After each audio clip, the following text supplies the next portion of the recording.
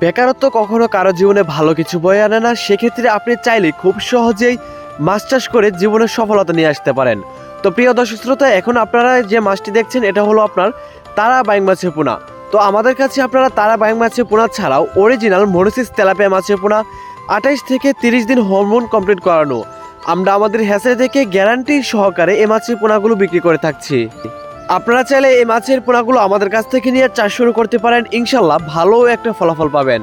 তো এগুলো হচ্ছে আপনার অরিজিনাল দেশি শিং মাছের পোনা।